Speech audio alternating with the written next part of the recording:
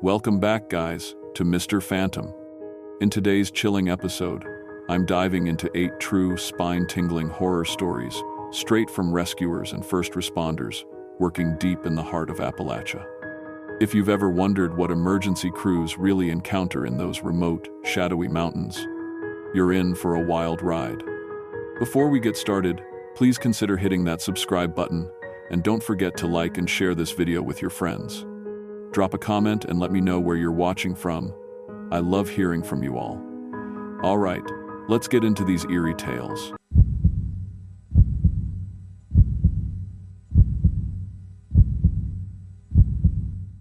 Dr. Sarah Chen, clinical psychologist with the Tennessee Department of Mental Health. I coordinate crisis intervention teams in the eastern mountain counties, places like Hancock, Hawkins, and Granger, where mental health resources are scarce and stigma runs deep. When someone's having a psychiatric emergency in rural Appalachia, I'm often the first and only professional response they'll see. The call came through our crisis hotline at 11:30 p.m. on a Friday in October 2020. Caller identified herself as Rebecca Mullins from Sneedville, said her adult son Daniel was experiencing a mental break and threatening to hurt himself and others. She was crying, barely coherent, begging us to send someone before he did something terrible. Standard protocol for rural crisis calls involves law enforcement escort, but the Hancock County Sheriff's Department was dealing with a multi-vehicle accident on Highway 31. They could have someone available in 3 hours, maybe 4. Rebecca said she didn't think Daniel would last that long. I made the decision to respond alone, which violated department policy, but felt necessary given the circumstances. Rural mental health work often requires bending rules to reach people who might not get help otherwise. I loaded my crisis intervention kit into my Subaru and started the hour-long drive up into the mountains. Rebecca had given me directions to their family property, a hollow called Tiercoat Branch that wasn't on most GPS systems. Follow Clinch River Road past the old mill, turn left at the rusted mailbox, drive until the pavement ends, then keep going until you see the house lights. The drive took me through some of the most isolated country in East Tennessee. These mountains still had families living in hollers that hadn't seen outsiders in generations, communities that handled their problems internally and viewed any government involvement with deep suspicion. I found the Mullins place around 1 a.m., a small farmhouse with a tin roof and a front porch supported by cinder blocks. Rebecca met me at the car before I could even turn off the engine. She was a woman in her 50s with graying hair and eyes that had seen too much hardship. "Dr. Chen, thank God you came.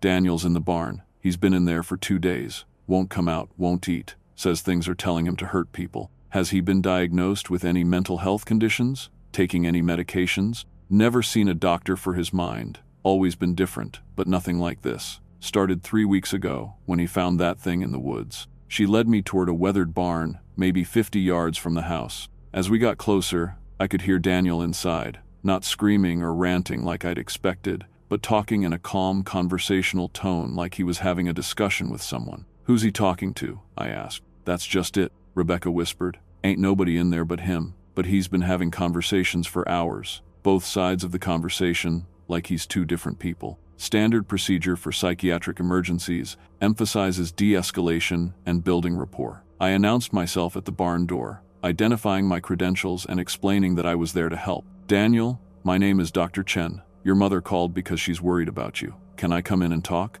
The conversation inside stopped immediately. After maybe 30 seconds, I heard footsteps approaching the door. "You're not supposed to be here," Daniel said through the door. His voice was flat, emotionless. "This is family business." "I understand, Daniel, but sometimes talking to someone outside the family can help. I'm not here to judge or force you to do anything, just to listen." The others already listen. They listen better than any outsider ever could. The others? The ones who came before. The ones who understand what the mountain wants. I glanced at Rebecca, who shook her head helplessly. Auditory hallucinations were common in psychotic episodes, but Daniel's speech patterns were too organized, too coherent for acute psychosis. "Daniel, can you tell me about what you found in the woods 3 weeks ago?" A long pause. Then the door opened slowly. Daniel Mullins was a thin man in his 30s with the weathered look of someone who'd spent his life doing physical labor, but his eyes were what caught my attention, completely dilated despite the bright porch light, and moving independently of each other like they were tracking different things. "Found the old settlement," he said. place where my great-great-grandfather's people lived before they moved down to the valley. Cabins are still there, mostly, and the well. Can you tell me about the well? That's where they are, all of them. Every generation of Mullins that ever lived in these mountains. They're down there waiting, and they've been calling to me, ever since I looked inside. Rebecca grabbed my arm. Doctor, there ain't no old settlement up there. I've lived in this hollow my whole life, and ain't nothing in them woods but trees and rocks. But Daniel was nodding like his mother had confirmed everything he'd said. She can't see it because she ain't ready yet, but it's there, and they want me to bring the family home. That's when I noticed the smell coming from the barn, sweet and organic, like flowers left too long in water, and underneath it, something else. Something that reminded me of the anatomy lab from medical school. Daniel, have you been eating regularly? Sleeping? Don't need to eat when they're feeding me. Don't need to sleep when they're showing me things. Important things about family and obligation, and what happens to people who try to leave the mountains. He stepped aside and gestured for me to enter the barn. Want to see what they taught me?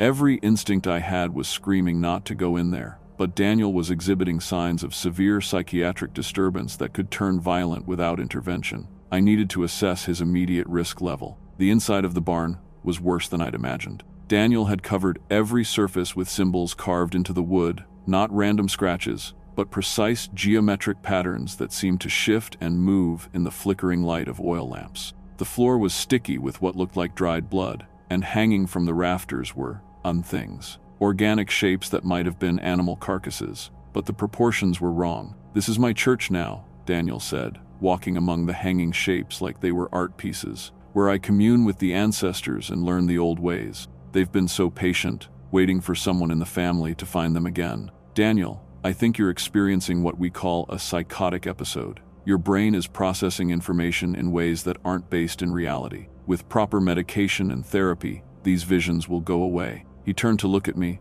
and I saw that his pupils weren't just dilated, they were elongated, like a cat's eyes. You think this is sickness? This is the most healthy I've ever been. For the first time in my life, I know exactly what I'm supposed to do. That's when I heard the voices. Multiple voices coming from the hanging shapes in the rafters. Old voices, speaking in overlapping whispers that I couldn't quite understand. And they were responding to Daniel, carrying on the conversations Rebecca had heard from outside. They want to meet you, Daniel said, reaching toward one of the hanging shapes. Family's always been important to mountain people, even adopted family. The shape he touched moved on its own, turning toward me. What I saw in the lamplight made my training in abnormal psychology completely irrelevant. It had been human once, recently human, but it was changing, skin taking on a waxy, translucent quality that showed the bone structure underneath. And its eyes, those same elongated pupils that Daniel had, but older, more developed. "Welcome to the family," it whispered in a voice like rustling leaves. I backed toward the door, but Daniel moved to block my path. "Can't leave now, Dr. Chen.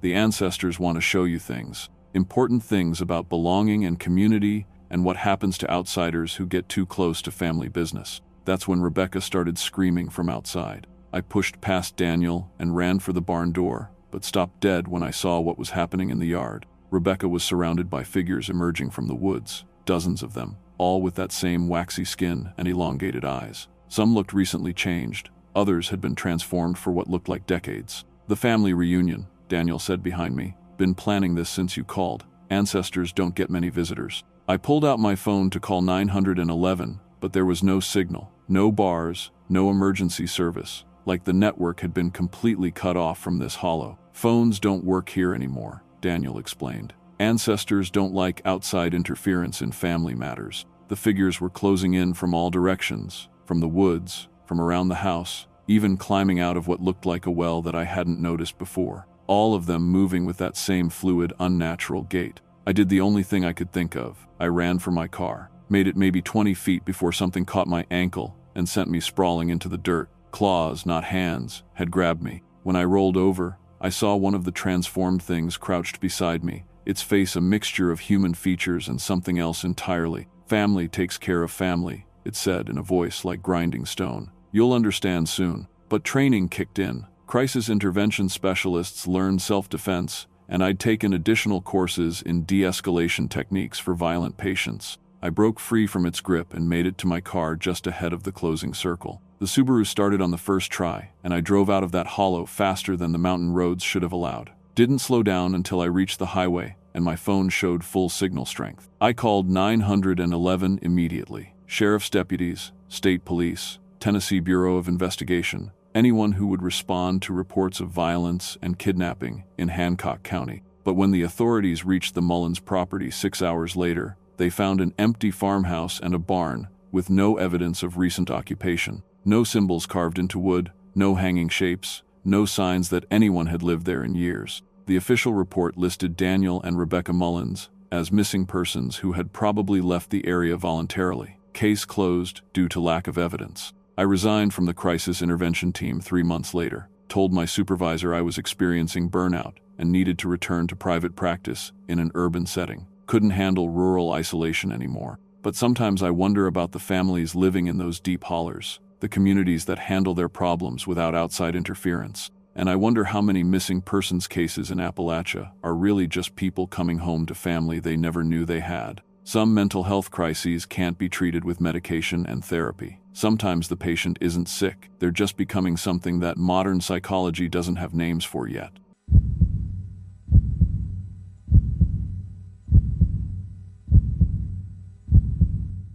Name's Chuck Patterson. Been working as a mine rescue specialist for the West Virginia Office of Miners Health, Safety, and Training for going on 16 years. Started underground myself when I was 18, worked coal seams all through Boone and Lincoln counties before I moved into safety and rescue operations. When mines collapse or gas builds up or equipment fails, we're the ones who go in and bring people out, dead or alive. The call came in at 4:47 a.m. on November 15, 2018. Blackwater Mine, number 7, owned by Pinnacle Coal Company, had experienced what their supervisor described as a minor roof collapse in the East Tunnel system. 7 miners were unaccounted for, last known position approximately 800 feet underground, in a section that had been flagged for structural concerns the previous month. I suited up with my team, Billy Rawlings, Pete Mueller, and young Casey Jenkins, who just completed his mine rescue certification. We loaded our gear into the truck and made the 40-minute drive up to the mine site, going over rescue protocols and structural assessment procedures on the way. Blackwater number 7 was one of the older operations in the county, first opened in 1987 and showing its age. The mine superintendent, guy named Donahue, met us at the portal with a face like he'd already written off the trapped miners. Collapse happened around 3:30 this morning, he told us, consulting a clipboard with shaking hands. Night shift crew was doing maintenance work in Section E when they heard the roof start to work. Most of them got out, but 7 didn't make it to the escape route before the ceiling came down. How bad is the collapse? I asked, checking my air monitor and helmet lamp. Bad enough. We're talking maybe 30 feet of tunnel completely blocked with slate and timber. Could be they're trapped in a pocket, could be there. He didn't finish the sentence. Standard mine rescue protocol in West Virginia requires a minimum 4-man team with specialized breathing apparatus and communication equipment. We suited up and entered the mine at 6:15 a.m., following the main haulage way towards Section E. The mine was old school, narrow tunnels carved through coal seams, supported by timber props and steel jacks that creaked and groaned with every shift in the rock above. Our helmet lamps cut through air thick with coal dust, and the sound of our breathing apparatus echoed off the tunnel walls. It took us 30 minutes to reach the collapse site. Donahue wasn't kidding about it being bad. The roof had come down hard, filling the tunnel with debris from floor to ceiling. No way anyone was getting through that mess without heavy equipment and a lot of time. But here's where it got strange. We could hear voices coming from the other side of the collapse. Not muffled voices like you'd expect from people trapped behind tons of rock and debris. Clear voices, having what sounded like normal conversations, and they weren't calling for help or sounding distressed. It was like they were just going about their business on the other side of that wall. "Hello," I shouted through my respirator. "This is mine rescue. Can anyone hear me?" The voices stopped immediately. Dead silence for maybe 10 seconds. Then one voice, clear as if the speaker was standing right next to me. "We hear you fine, Chuck, but we ain't ready to come out yet." The voice belonged to Tommy Morrison, one of the trapped miners. I'd worked with Tommy for years before moving into rescue operations. But something about his voice was wrong, too calm, too relaxed for someone who'd been trapped underground for 3 hours. "Tommy, this is Chuck Patterson with Mine Rescue. What's your situation in there? Anyone hurt?" "Nobody's hurt, Chuck. We're all fine. Just working on something important down here. Y'all can go on home." Billy looked at me through his face mask, eyebrows raised. In 16 years of mine rescue, I'd never had trapped miners tell us to go away. "Tommy, We need to assess your air supply and structural stability. How many of you are mobile? All 7 of us are mobile, Chuck. But like I said, we got work to finish. Important work. That's when we heard the singing. Multiple voices on the other side of the collapse, harmonizing in what sounded like an old church hymn. But the melody was wrong somehow. Too many notes, too complex for human voices. And the words weren't in English, weren't in any language I recognized. What the hell is that? Casey whispered, backing away from the debris pile. The singing continued for maybe 5 minutes, then stopped abruptly. Tommy's voice came through the rock again, but now it sounded different. Deeper, more resonant, like it was coming from the bottom of a well. Chuck, you need to seal this tunnel. Right now, don't try to dig us out. Tommy, that's not an option. We're here to bring you home to your families. Our families are here now, Chuck. All of them. Everyone who ever worked these mines. They're all here, and they're all working. Come see for yourself. That's when the collapse started moving. Not shifting or settling like you'd expect from unstable debris. The rocks and timber were moving outward, toward us, like something on the other side was pushing through. But there was no sound of digging or machinery, just the steady displacement of tons of material. Back up, I told my team. Everyone back to the main tunnel. We retreated 50 feet and watched as the collapse continued to move. Within 10 minutes, a gap had opened near the top of the debris pile, not big enough for a person to crawl through, but large enough for us to shine our lights into the space beyond. What we saw on the other side broke every rule of mine safety and physics that I'd learned in 16 years underground.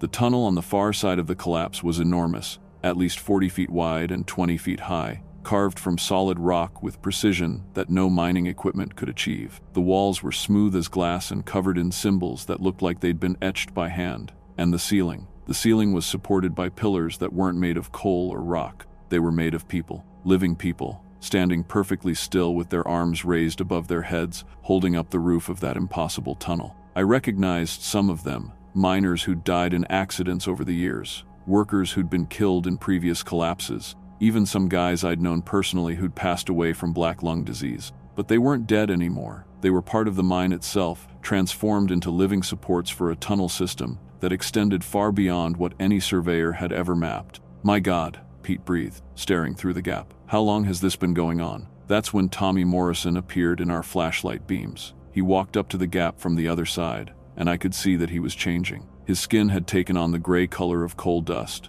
but it wasn't dust, it was his actual skin, becoming part of the rock around him. His eyes reflected our lights like mirror fragments. This mine goes deeper than anyone knows, Chuck, he said, all the way down to where the real work happens, where the mountain itself is alive and needs tending. We're part of it now, all of us who've ever worked these seams. Tommy, you need medical attention. You're not thinking clearly. He smiled, and I could see that his teeth had turned black as coal. I'm thinking clearer than I ever have. This mountain has been waiting for workers, Chuck. Good, strong workers who understand the underground. It's been calling to us for generations. The gap in the debris pile was getting wider, and I could see more figures moving in that impossible tunnel beyond. All of them former miners, all of them transformed into something that was part human and part coal seam. You should come join us, Chuck, Tommy said. You know these mines better than anyone. The mountain could use someone with your experience. That's when I made the call to evacuate. This is Patterson to surface, I radioed,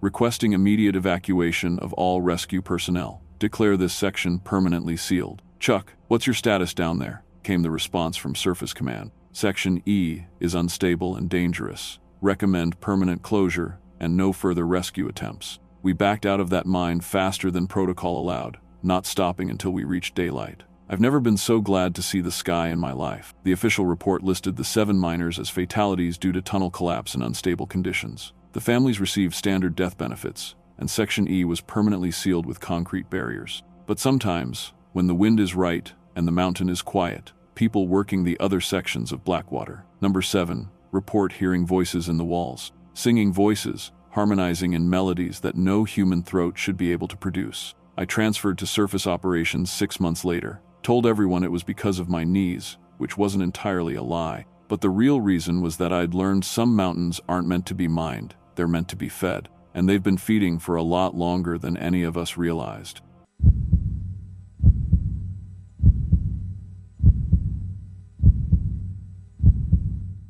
I'm Deputy Sheriff Maria Santos with the Rabun County Sheriff's Office in North Georgia. Been working law enforcement for 8 years now. Mostly patrol and domestic disturbance calls in the rural areas where houses sit miles apart and backup can take an hour to arrive. You learn to handle situations by yourself out here, and you get used to seeing things that would shock city cops. But nothing prepared me for what I encountered on a routine welfare check in March of 2021. The call came in on a Wednesday afternoon from a woman in Atlanta who was worried about her elderly father. Harold Wickham, age 73, lived alone in a cabin up near the North Carolina border. His daughter said she'd been calling him for 3 days with no answer, which was unusual because Harold was religious about answering his phone. She was concerned he might have had a medical emergency. I'd actually met Harold a few times during my patrols. Nice old man, former Army veteran who kept to himself but was always polite when our paths crossed. His cabin was way up Persimmon Creek Road, about as remote as you could get while still being in my jurisdiction. Perfect place for someone who wanted privacy and solitude.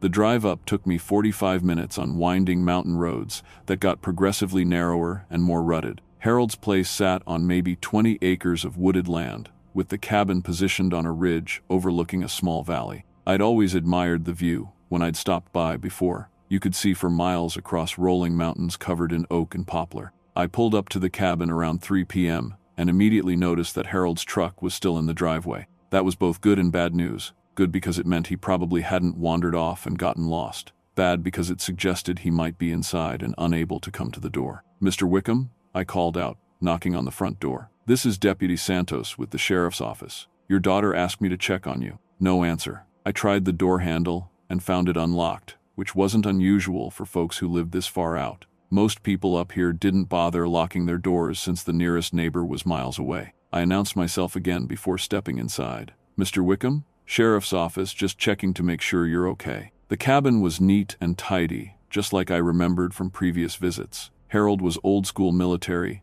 Everything had its place, and everything was in its place. Kitchen was clean, living room was organized. No signs of a struggle or medical emergency. But there was a smell, faint at first, but definitely present, something organic and unpleasant, like meat that had started to spoil. My first thought was that Harold had suffered a heart attack or stroke and had been dead for several days. I followed the smell toward the back of the cabin, past Harold's bedroom and into what he'd converted into a home office. That's where I found the first thing that didn't make sense. Harold's computer was on, displaying what looked like a video call interface. The screen showed a dark room with multiple figures sitting around what appeared to be a table, all of them wearing identical black clothing. I couldn't make out faces clearly, but they seemed to be having some kind of meeting or ceremony. I moved closer to get a better look at the screen, and that's when one of the figures turned toward the camera. It was an elderly man with hollow cheeks and eyes that seemed too large for his face. When he saw me, he smiled, and I could see that his teeth had been filed to points.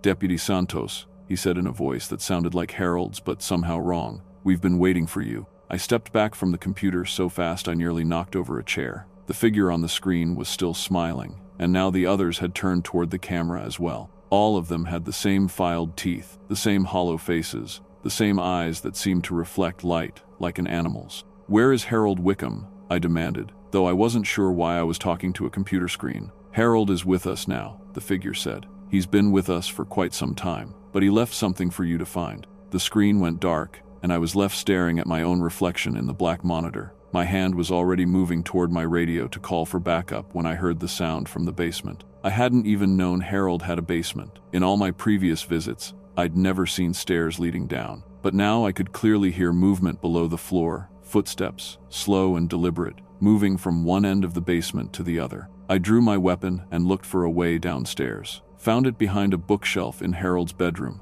a narrow staircase that had been hidden by a false wall. The smell got stronger as I descended, and by the time I reached the bottom, I was breathing through my mouth to avoid gagging. The basement was larger than the cabin above it, carved directly out of the mountain rock. The walls were covered in symbols that looked like they'd been carved with crude tools, and the floor was stained dark with what I hoped was animal blood, but suspected wasn't. But what made me nearly drop my weapon was what was hanging from hooks along the far wall. Skins, human skins, stretched and dried like leather, each one carefully preserved and marked with more of those carved symbols. They were arranged by size, men, women, even what looked like children's skins, all of them old and yellowed, like they'd been collected over many years. In the center of the basement was a metal table with leather restraints, stained dark and surrounded by tools that looked like they belonged in a medieval torture chamber. And lying on that table, wearing nothing but those carved symbols cut into his flesh, was Harold Wickham. He was alive, barely conscious, but alive. When he saw me,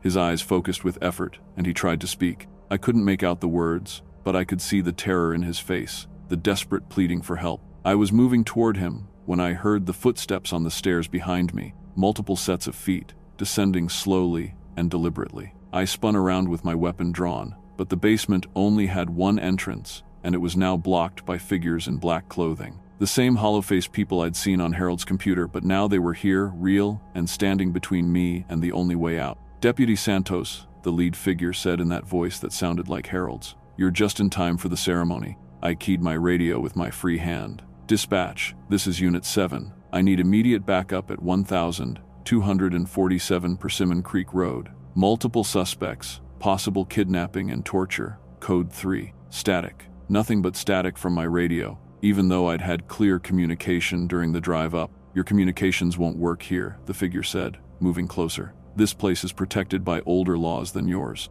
The others spread out behind him, moving to surround me. I could see now that they weren't just wearing black clothing. The fabric seemed to be made from the same preserved skin that hung on the walls. And their teeth weren't just filed, they had extra rows of them, like a shark's mouth. "What do you want?" I asked, keeping my weapon trained on the leader while trying to watch the others in my peripheral vision. "Harold promised us a replacement," he said. "Someone young and strong to take his place in our collection. You'll do nicely." That's when Harold spoke, his voice barely a whisper but clear enough for me to understand. "Run." I didn't wait for a second invitation. I put 3 rounds center mass into the lead figure and saw him stagger backward, dark liquid spraying from the wounds. But he didn't fall, and he didn't stop smiling. The others rushed me then, moving faster than anything human should be able to move. I got off 2 more shots before they reached me, hitting at least one more of them, but it was like shooting shadows. They felt the impacts, but kept coming. I fought my way to the stairs, using my weapon as a club when they got too close to shoot.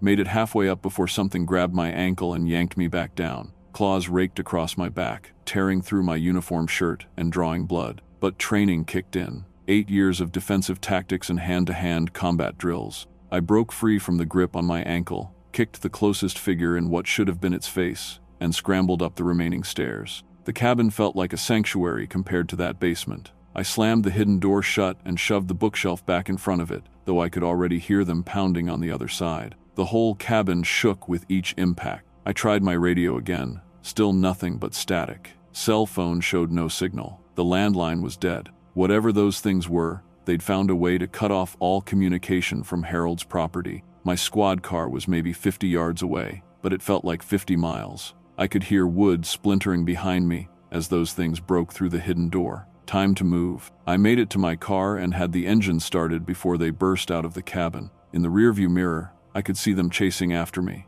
not running, but moving in that same unnatural fluid motion, covering ground faster than they should have been able to. I didn't slow down until I reached the main road, and my radio crackled back to life, called for backup, ambulance, state police, anyone who could respond to what I'd found up there. But when we returned 2 hours later with a full tactical team, Harold's cabin was empty. No basement, no hidden door, no torture chamber carved out of rock. Just a normal cabin with a crawlspace foundation and an elderly man's personal belongings. Harold Wickham was never found. The official report listed him as a missing person, probably wandered off and got lost in the woods. Happens to elderly folks sometimes, especially those living alone in remote areas. They transferred me to a different district 6 months later. Said it was a promotion, but I knew better. Too many questions about what I'd seen, too many inconsistencies in my report that couldn't be explained away. I still work law enforcement, but I don't do welfare checks in remote areas anymore. And when people ask me about the weirdest call I ever responded to,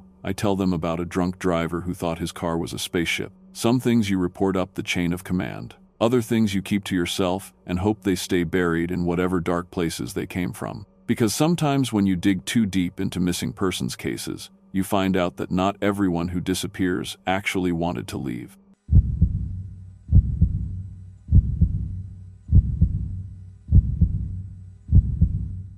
"23 years on the job with Pocahontas County Fire and Rescue.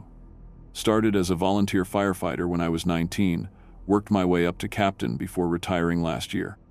Seen house fires, forest fires, barn fires, you name it. I've probably hosed it down. But there's one fire that still haunts me, and it wasn't the flames that scared me. It was what we found after they went out. This was back in 2015, middle of August. Hot, dry summer that had us all on edge about wildfire potential. We'd already responded to 3 brush fires that week when the call came in around 2 a.m. on a Saturday night. Structure fire, remote location in the mountains east of Marlinton. Caller reported seeing flames from several miles away, said it looked like a house or cabin burning up on Drupe Mountain. No address, just general coordinates that put it somewhere in the state forest land where there weren't supposed to be any occupied structures. I rolled out with Engine 7 and a 4-man crew, myself, Bobby Fletcher, young Tommy Chen who'd just finished his firefighter training, and old Frank Morrison who'd been fighting fires since before I was born. We also had Rescue 3 following behind with more equipment and manpower. The drive up took us 45 minutes on winding mountain roads, following GPS coordinates and looking for the glow of flames against the night sky. About 5 miles past the last marked residence, we found a dirt track leading off into the forest. No road signs, no mailbox, just tire ruts disappearing into the trees. Probably some hunting cabin, Frank said as we bumped along the rough track. Lot of folks got illegal camps back in these woods that the Forest Service don't know about. We could smell the smoke long before we saw the fire, with that acrid scent of burning wood mixed with something else, something chemical and wrong. When we finally broke through the tree line into a small clearing, we found our structure fire. It was a cabin, all right, 2-story log construction that had probably been standing for decades, now fully engulfed in flames that shot 30 feet into the air. The roof had already collapsed, and the walls were starting to buckle from the heat. Classic defensive fire, too far gone to save. Just contain it and keep it from spreading to the surrounding forest. We set up our perimeter and started laying down water to protect the tree line. Standard wildfire suppression protocol when a structure is already lost. But as we worked, I noticed things that didn't sit right. First, there were no vehicles anywhere near the cabin. No cars, no trucks, no ATVs. If someone had been living there or even using it as a hunting camp, there should have been some kind of transportation. Second, the fire was burning too hot and too even. House fires usually start in one area and spread, leaving evidence of the burn pattern. This cabin was burning from all sides simultaneously, like someone had soaked the whole structure in accelerant before lighting it up. Third, and this is what really bothered me, there was no power line to the cabin, no generator that we could see. But before the roof collapsed, we'd glimpsed electric lights still burning inside, bright white illumination that seemed to be coming from multiple rooms. "Cap," Bobby called out from the north side of the fire. "You need to see this." I worked my way around to where Bobby was standing with the thermal imaging camera. He was pointing at a section of the cabin that hadn't fully collapsed yet, where part of the second-floor wall was still standing. "Look at the heat signature," he said, handing me the camera. Through the thermal imaging, I could see the normal red and orange patterns of a structure fire. But in what looked like the second-floor window, there was something else. A cool blue shape that looked distinctly human, the thermal signature of a living person standing calmly in the middle of an inferno. "There's someone in there," I said, grabbing my radio. "We have a possible victim on the second floor. Bobby, get the ladder truck positioned. Frank, start charging the attack line." But even as I gave the orders, I knew something was wrong. The figure in the thermal camera wasn't moving like someone trapped in a fire. No frantic gestures, no attempts to escape, just standing perfectly still in a room that should have been hot enough to kill anyone in seconds. We had the ladder extended, and Bobby was suiting up for entry when the figure moved. It walked calmly across the room to another window, still showing up cold blue on thermal imaging while everything around it blazed white hot. "That's impossible," Tommy said, looking over my shoulder at the camera display. "Nobody could survive in that heat." That's when the screaming started. Not from the cabin, from the woods around us. Multiple voices, men and women and children, all screaming in agony like they were being burned alive. But the sounds were coming from the forest, not the fire, echoing off the trees from multiple directions. "What the hell is that?" Frank said, dropping his hose line and looking around wildly. The screaming continued for maybe 2 minutes, then cut off abruptly. Dead silence except for the roar of the flames and the sound of our equipment running. But the thermal signature in the cabin window was gone now too, leaving just the normal heat patterns of burning wood and debris. We fought that fire for 6 hours, pouring thousands of gallons of water on it until nothing remained but a smoking foundation and a few charred support beams. As dawn broke, we started our investigation to determine cause and origin. That's when we found the basement. Hidden under the collapsed floor joists was a stone foundation that went down at least 15 feet below ground level. The basement hadn't burned, stone doesn't burn, but what was down there made me wish it had. The walls were covered in symbols. Not graffiti or random scratches, but carefully carved symbols that looked old, older than the cabin itself. And arranged around the basement in precise patterns were what looked like altars, flat stones with dark stains and channels cut into them for drainage. But the worst part was the bones. Human bones, arranged in neat piles along the walls. Skulls, ribs, leg bones, all of them showing signs of burning but clearly much older than the fire we'd just put out. Some of the bones had been carved with the same symbols that covered the walls. "Jesus Christ," Bobby whispered, backing toward the basement stairs. "What is this place?" I called the state police immediately. Within 2 hours, we had detectives, forensic specialists, and what looked like federal agents swarming the site. They cordoned off the entire area and told us to pack up our equipment and leave. "Ongoing investigation," the lead detective said when I asked what they'd found. "Can't discuss details, but you boys did good work containing the fire." The official report listed the cause as electrical malfunction in unoccupied hunting cabin. No mention of the basement, the bones, or the thermal signatures we detected. Just a simple structure, fire with no casualties. But I did some research on my own after that. Turns out that area of TRUE Mountain has a history going back to the early 1800s. Settler families that disappeared without a trace, reports of strange lights and sounds coming from the forest, stories about a religious cult that practiced human sacrifice before being driven out by vigilantes. Tommy Chen quit the fire department 6 months later. Said he couldn't handle the nightmares about people burning alive in places where there was no fire. Bobby transferred to a different county, and Frank retired early, claiming his lungs were shot from smoke inhalation. I stayed on for 8 more years, but I never stopped thinking about that thermal signature. Someone standing calmly in a burning building, walking from room to room while temperatures reached over 10 degrees. Either our equipment malfunctioned in a very specific way, or there was something in that cabin that didn't follow the normal rules of physics. The site is still cordoned off as far as I know. No new structures built, no public access allowed. Sometimes hunters report seeing lights in that clearing at night, but the Forest Service always has explanations: atmospheric phenomena, reflections from aircraft, natural gas emissions. I don't hunt in that part of the county anymore. And when younger firefighters ask me about the weirdest call I ever responded to, I tell them about a garage fire where we saved a collection of classic cars.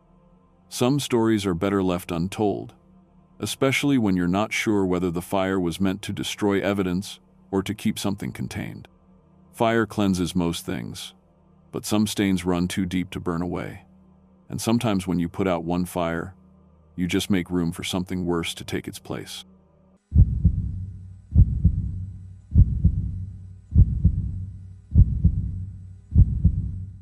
Been a paramedic in eastern Kentucky for going on 12 years now. Seen every kind of trauma you can imagine: overdoses, car wrecks, domestic violence calls that'll turn your stomach. But the call that still keeps me up at night happened back in 2017, deep in Perry County, where the hollers get so narrow you can barely turn an ambulance around. It was a Tuesday night, middle of winter, when dispatch sent us out on a man-down call. Address was way up Troublesome Creek, past where most folks with good sense would live.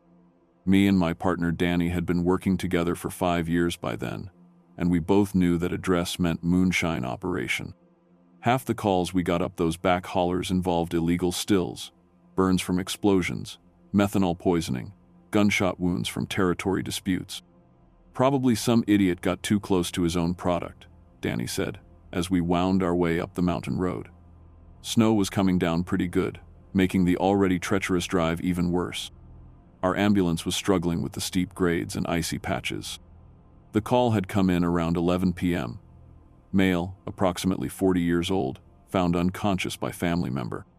No other details, which usually meant the caller didn't want to explain how they'd found the victim or what had really happened. Standard procedure for moonshine country. It took us nearly an hour to reach the address, a dilapidated trailer sitting on a shelf of land carved out of the mountainside. The place looked like it had been abandoned for years, with rusted siding and a roof that sagged like a broken spine. But there were fresh tire tracks in the snow and lights on inside. A woman met us at the door before we could knock. She was maybe 35, with the kind of hard face you get from too many years of poverty and worry. Her hands were shaking, and not from the cold. "He's back here," she said, leading us through a cluttered living room toward the rear of the trailer. "Found him like this about an hour ago.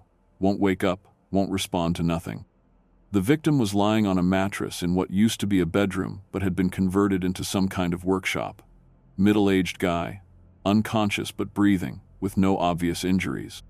But the smell in that room hit me like a punch to the gut, sweet and chemical, like antifreeze mixed with rotting fruit. "Ma'am, what's your relation to the patient?" I asked while Danny started checking vitals. "He's my brother," she said.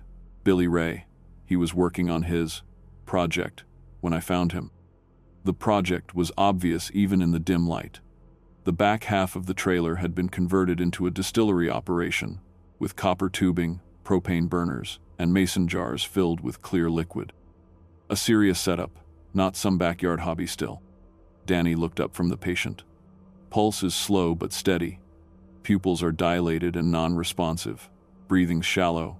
Classic signs of methanol poisoning. Methanol poisoning was common with moonshine operations. Bad batch, contaminated equipment, or just someone who got too eager sampling their own product before it was properly distilled. Usually treatable if we got them to the hospital fast enough. "We need to transport immediately," I told the woman. "He needs dialysis to filter the methanol out of his system." That's when she grabbed my arm.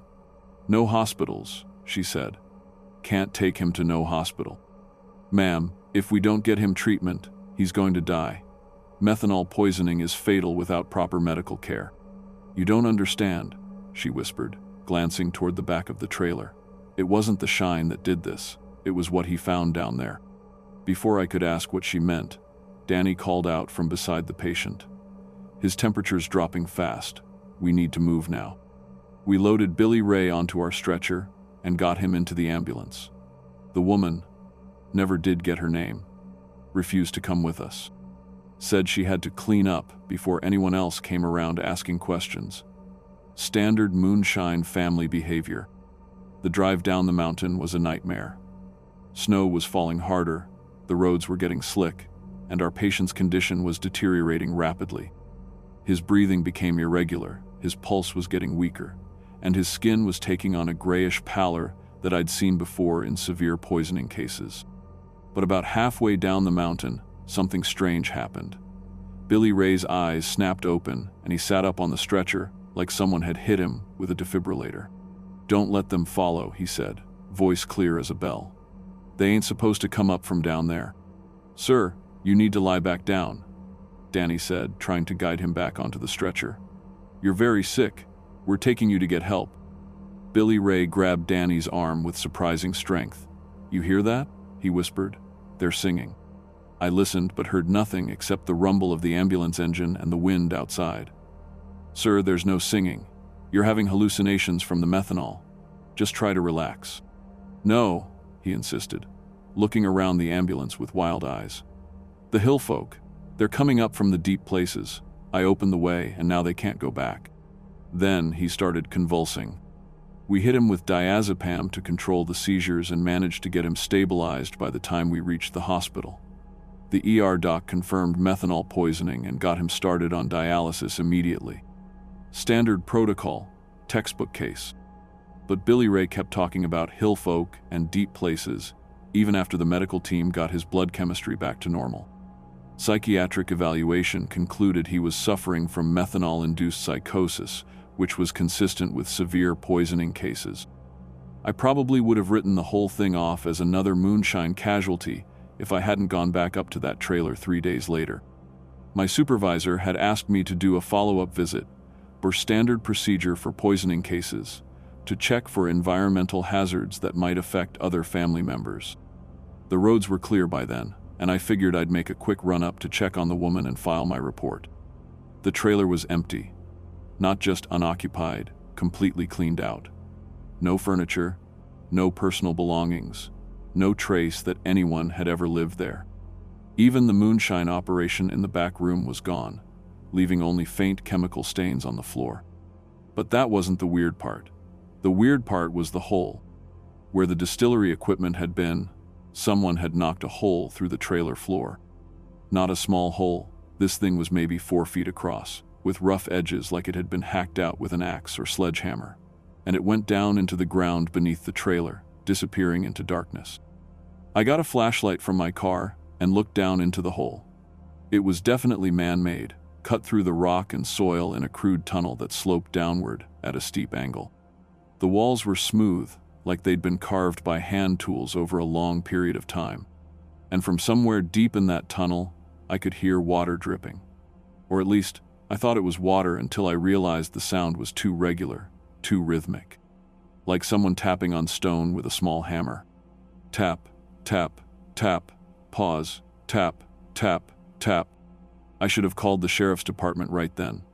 Should have reported the abandoned property and the illegal excavation. But something about that sound made me want to get as far away from that place as possible. I drove straight back to town and filed my report, listing the property as abandoned with no environmental hazards found. Technically true, since there was no longer any distillery operation to report. Billy Ray was discharged from the hospital a week later. The methanol was completely out of his system, and the psychiatric evaluation showed no lasting cognitive damage. But when I asked him about the tunnel under his trailer, his face went white. "Ain't supposed to talk about that," he said. "Some things are better left buried." He left Perry County the next day. Haven't seen him since. I've driven past that trailer site a few times over the years, and it's still sitting there empty. Someone filled in the hole with concrete, but you can still see the outline where it used to be. And sometimes on quiet nights when I'm on calls in that part of the county, I swear I can hear that tapping sound echoing up from somewhere underground. Methanol poisoning is a medical condition with known causes and treatments. But what Billy Ray found under that trailer, and what his sister was so afraid would follow him, that's something they don't teach you about in paramedic school. Some calls stay with you not because of what you saw, but because of what you know you didn't see. And sometimes the real emergency isn't the one you got called to respond to.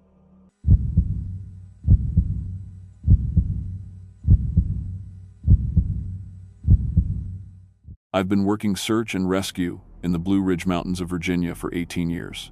Started as a volunteer when I was fresh out of college, worked my way up to team leader for Shenandoah County SAR.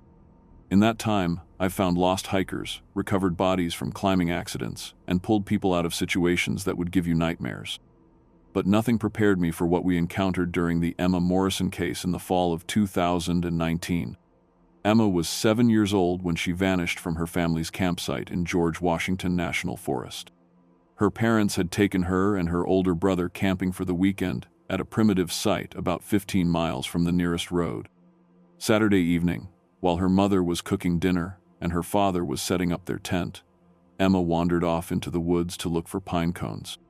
When they realized she was missing around 8 p.m., they searched for 2 hours before hiking back to their car and driving until they could get cell service to call 911. By the time we got the call and mobilized our team, it was past midnight, and Emma had been missing for over 6 hours in dense forest where temperatures were dropping into the 30s. We established our command post at the trailhead and had 12 searchers in the field by 2 a.m. Standard protocol for a missing child. Establish a search perimeter, work in grid patterns, call her name constantly, and look for any sign of passage. The terrain was challenging, thick undergrowth, steep ridges, and countless ravines where a small child could fall and be hidden from view. I was leading a team of 4 searchers along a creek bed about a mile from the family's campsite when we found the first piece of clothing. Emma's pink sweatshirt hung neatly on a low branch, like someone had deliberately placed it there. No tears, no blood, just carefully positioned where we'd be sure to see it. "That's not right," said Karen, one of our most experienced trackers. "Kids don't take their clothes off and hang them up when they're lost and scared." We bagged the sweatshirt and called it in to command. Within 30 minutes, we found Emma's shoes, both of them placed side by side on a fallen log, laces still tied. Again, no signs of struggle or distress, just items carefully arranged as if someone wanted us to find them. The pattern continued as we moved deeper into the forest. Emma's socks, folded and placed on a rock beside the creek. Her jeans, turned right side out and laid flat on a patch of moss. Each item was positioned with deliberate care, creating a trail leading away from the campsite and deeper into the wilderness. "Someone's messing with us," said Mike, our youngest team member. "This has to be a kidnapping. Someone took her, and they're leaving her clothes to throw us off the trail." But Karen disagreed. "Look at the placement. These aren't random. They're following the old Cherokee trail that runs through this valley. Someone familiar with these mountains is involved." She was right about the trail. I'd hiked these mountains for decades and knew the historical Cherokee routes that predated European settlement. The clothing was marking waypoints along one of the ancient paths, as if whoever had Emma was following traditional travel routes through the forest. By dawn, we had 20 searchers in the field and a helicopter from the state police conducting aerial surveys. The clothing trail led us 5 miles from the original campsite, always following the creek bed and the old Cherokee trail. But we found no footprints, no broken vegetation, no physical evidence that anyone had actually walked this route. That's when things got weird. Around 10 a.m., one of our radio operators back at command post reported hearing a child's voice on the emergency frequency. Not through official channels, but bleeding through on the background static. A little girl saying, "I'm cold, and I want to go home," in a faint, distant voice that seemed to echo like she was calling from the bottom of a well. We all switched to the emergency frequency and listened. Sure enough, every few minutes we could hear what sounded like Emma's voice, very faint and distorted, saying things like, "It's dark here," and "The man won't let me leave." But when we tried to respond or triangulate the signal, there was nothing, just static. The parents confirmed it sounded like Emma's voice when we played them the recordings. Her mother broke down completely, begging us to find wherever that transmission was coming from. But our radio equipment couldn't locate the source. It was like the voice was everywhere and nowhere at once. Around noon, we found the last piece of clothing. Emma's underwear, folded neatly and placed on a flat stone in the middle of the creek. Beyond that point, the trail went cold. No more clothes, no footprints, no broken branches, just wilderness stretching for miles in every direction. That's when I noticed something that made my skin crawl. All around the stone where we'd found the underwear, the forest was dead silent. No birds, no insects, not even the sound of wind in the trees. It was like the entire ecosystem had evacuated the area, leaving behind an unnatural quiet that pressed on your ears. "We need to search that ridge," I told my team, pointing to a steep slope covered in laurel thickets. "If someone's hiding her, that's where they'd go." The climb was brutal, nearly vertical in places, with vegetation so thick we had to crawl through tunnels of twisted branches. But halfway up the ridge, we found something that changed everything. A cave opening, hidden behind a wall of rhododendron bushes. The entrance was narrow, maybe 3 feet wide, but it opened into a larger chamber that disappeared into darkness. And from somewhere deep inside, we could hear that same faint voice calling for help. "Emma," I shouted into the cave. "Emma, can you hear me? This is search and rescue." The voice stopped immediately. Dead silence for maybe 30 seconds. Then, from deeper in the cave than seemed possible, we heard a man's voice. Deep, gravelly, speaking in what sounded like a language I didn't recognize. Not Spanish or French or anything European. Something older. "We're going in," I told my team, but Karen grabbed my arm. "Something's not right about this place," she said. "Look at the cave entrance. No scuff marks, no disturbed vegetation. If someone carried a struggling child up here, there'd be signs." She was right, but that voice was definitely coming from inside the cave. We had rope and flashlights, and protocol required us to investigate any possible location where the victim might be held. I went in first, rappelling down into the cave system, with 2 team members following behind. The main chamber was larger than expected, maybe 20 feet across, with passages leading off in multiple directions. Our flashlights revealed smooth limestone walls and a floor covered in what looked like ancient symbols carved into the rock. The voice was coming from one of the side passages, a narrow tunnel that sloped downward into complete darkness. But as we approached, something felt wrong. The air coming out of that tunnel was warm and humid, carrying a smell like wet earth and something else. Something organic and wrong. "Emma," I called into the tunnel. "We're here to help you." This time the response came immediately. Emma's voice, clear and close, saying, "Help me please, I'm scared." But the voice was coming from behind us. We spun around, flashlights cutting through the darkness, but the main chamber was empty. The voice came again, this time from a different passage. "Why won't you come get me?" Then from another tunnel, "I want my mommy." Emma's voice was coming from multiple directions at once, echoing through the cave system like she was trapped in several places simultaneously. But that was impossible. "We're leaving," I told my team, "right now." As we rappelled back up to the cave entrance, I could hear Emma's voice calling after us, pleading for help, crying that we were abandoning her. But when I looked back with my flashlight, I saw something that made my blood freeze. In the deepest tunnel, just at the edge of my light beam, was a figure. Tall, thin, definitely not a 7-year-old child. It was standing perfectly still, watching us leave. And when my light hit it, I swear it smiled. We made it out of the cave and immediately called for backup. State police, FBI, cave rescue specialists, anyone who could help us figure out what was down there. But when the specialized team arrived 6 hours later with advanced equipment and more personnel, the cave was different. The passages we'd explored were still there, but they were shallow. Dead ends that went maybe 20 feet into the rock before terminating in solid limestone walls. No deep tunnels, no side chambers, no evidence that the cave system extended beyond what we could see from the entrance. The symbols we'd seen carved into the floor were gone too. Just smooth rock worn by centuries of water flow. "You sure this is the right cave?" the FBI agent asked me.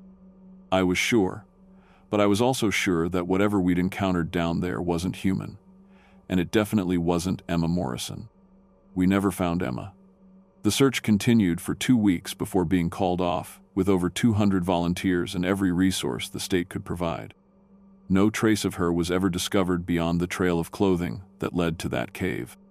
The parents moved away 6 months later. Couldn't handle living in the same area where their daughter had vanished. I don't blame them. I retired from search and rescue the following year. Told everyone it was because of my knees, which wasn't entirely a lie. But the real reason was that I couldn't trust my own judgment anymore. Couldn't be sure that what I was seeing and hearing in the wilderness was real or something else entirely. Sometimes I still hear Emma's voice in my dreams, calling for help from somewhere I can't reach. And sometimes I wonder if she's still down there in whatever place exists beyond that cave, waiting for someone to find her. But I know better than to go looking. Some people get lost in ways that search and rescue can't fix.